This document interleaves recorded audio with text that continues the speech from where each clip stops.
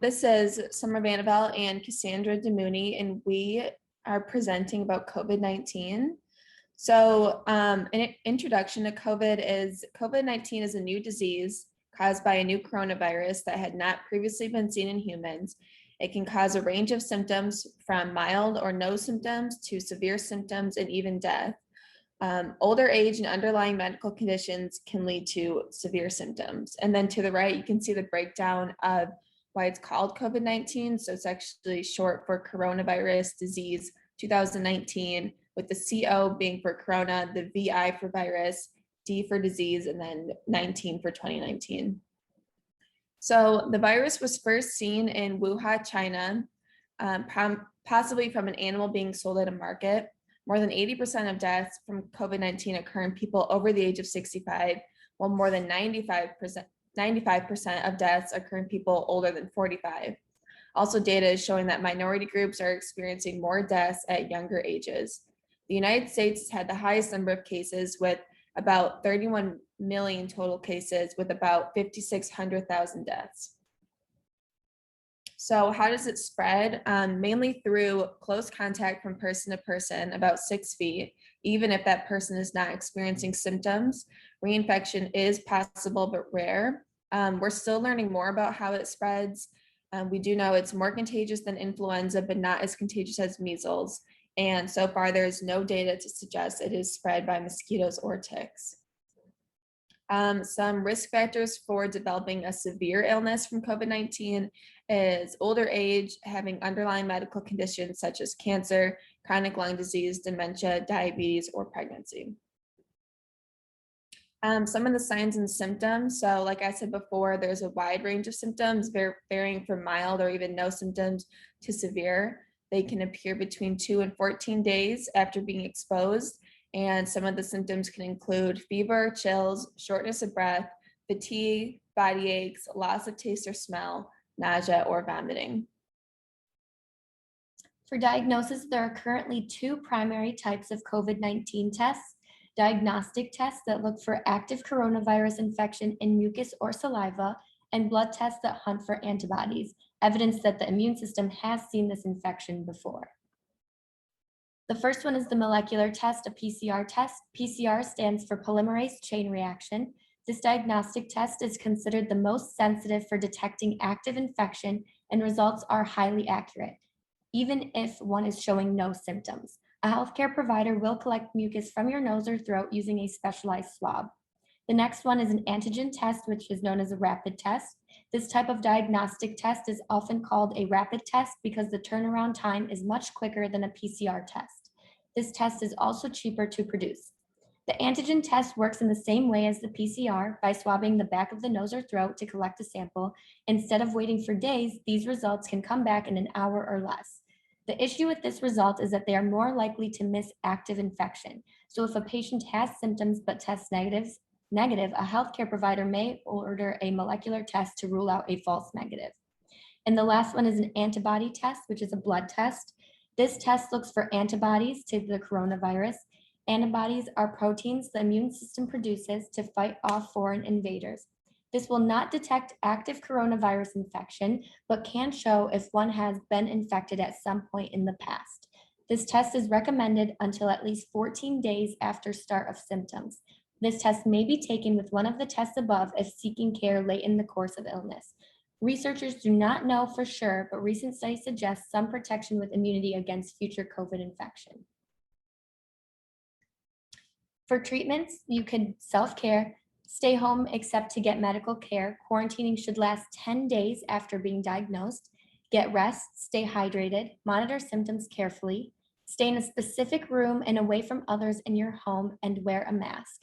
Treatment outside of a hospital include bamlanivimab, casirivimab, and imdivimab are available under FDA EUAs for patients at high risk of progression or severe illness. Take acetaminophen or ibuprofen to reduce fever.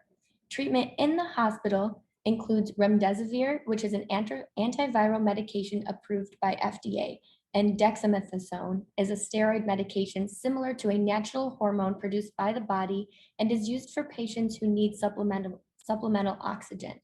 Also now, vaccines designed to protect people before they're exposed to a virus. And there are many ongoing COVID-19 vaccine projects, and it is now an option with continued research. Okay, so for the prognosis, we've seen that most people who contract COVID-19 do a full recovery within a few weeks, but COVID-19 can last for months and may cause damage to the lungs, heart, and brain. Some people, even those who experience mild symptoms, will continue to experience symptoms for some time after their initial recovery. So symptoms considered post-COVID-19 symptoms usually persist for more than 4 weeks after diagnosis, and it can include fatigue, shortness of breath, cough, memory or concentration problems, loss of smell or taste, or dizziness.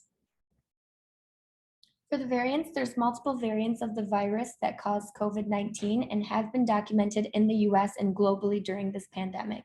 Scientists monitor changes in the virus, including changes to the spikes on the surface of the virus. There are 3 classifications for SARS-CoV-2, variants being monitored: variants of interest, variants of concern, and variants of high consequence. There are currently 5 VOCs in the US. These variants seem to spread more easily and quickly than other variants, which may lead to more cases of COVID-19. These include B117, B1351, P1, B1427, and B1429. Scientists are working to learn more about these variants, and more studies are needed to understand them.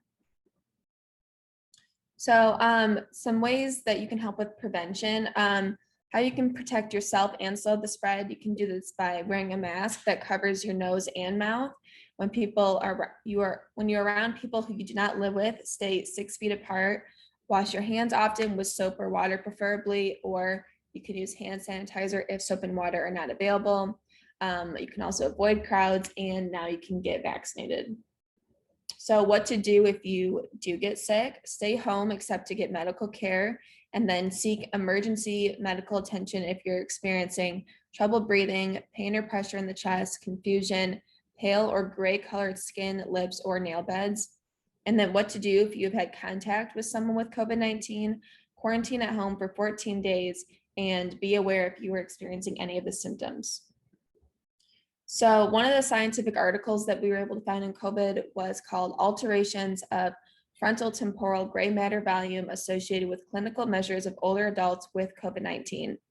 So the effects of COVID-19 on the brain has not been very well studied so far. So this study used source-based morphometry analysis to analyze changes in gray matter volume patterns underlying COVID-19 in 120 patients, 58 with COVID-19 and 62 without. It was identified that gray matter volume was significantly reduced in patients that received oxygen therapy, and also in those that presented a fever compared to those that did not.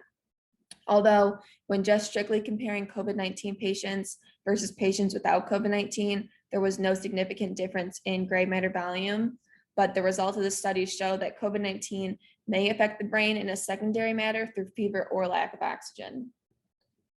And then this graph kind of shows up the results of the study. So if you look at the bottom right picture, it shows that the levels of gray matter volume drop over time in the patients, especially the patients that needed oxygen therapy, like shown in graph D.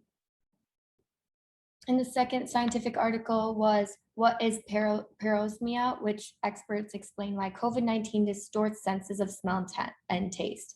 So about half the people who lose taste and smell will suffer from perosmia. Perosmia is a distorted sense of taste or smell. Everyone has somewhat unique experiences to altered smells and tastes, but overall it is not pleasant. Studies show treating perosmia with scent trading, which is when one inhales a specific scent and thinks about what it should smell like. And summary: COVID-19 is a new virus caused by coronavirus that has not been previously seen in humans. Studies and research are currently being done to better understand how it spreads, its signs and symptoms, and its variants and effective treatment options. And here are our references, and that's all. Thank you.